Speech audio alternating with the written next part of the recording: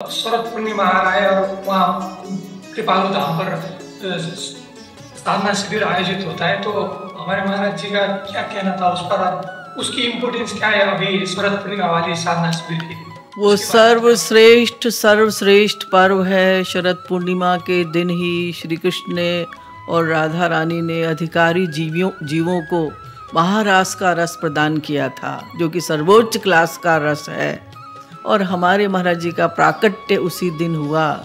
तो इस विषय में तो बोलना घंटों का विषय है, क्योंकि महाराज जी की अलौकिक कहानी है, उनका चरित्र अलौकिक है।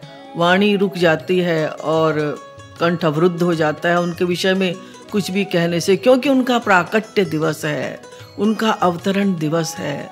उन्होंने जीव कल्याण के लिए उस दिन अवतार लिया। तो हमारे लिए तो वो सर्वश्रेष्ठ पर्व है, क्योंकि उसी दिन हमें श्री महाराज जी जैसे महान विभूति का हमें सानिध्य प्राप्त हुआ, या उन्होंने इस पृथ्वी पर अवतरण लिया। तो इसलिए ये हमारे लिए सर्वश्रेष्ठ पर्व है। और वो महाराज जी की जो भी फिलॉसफी है, महाराज जी का जो भी सिद्धांत है, उसका भी अपने आप में एक द्योतक है। और जो साधना शिविर है वो तो 1966 से चल रहा है। साधना शिविर, साधना भवन नाम से पहले छोटा सा हॉल था, 200 लोगों के करीब आते थे, और करुण क्रंदन और दिन रात भगवान नाम संकीर्तन, मौन नियम का स्ट्रिक्ट पालन, यही श्री महाराज जी ने वहाँ पर सिखाया। उसके पश्चात सत्संग भवन बना, और सत्संग भवन के बाद अब भक्ति भवन। अब लोगों की संख्या दिन प्रतिदिन बढ़ती जा रही है, तो लाइव के द्वारा भी लोग लाभ लेते हैं, जो लोग वहाँ तक नहीं पहुँच पाते।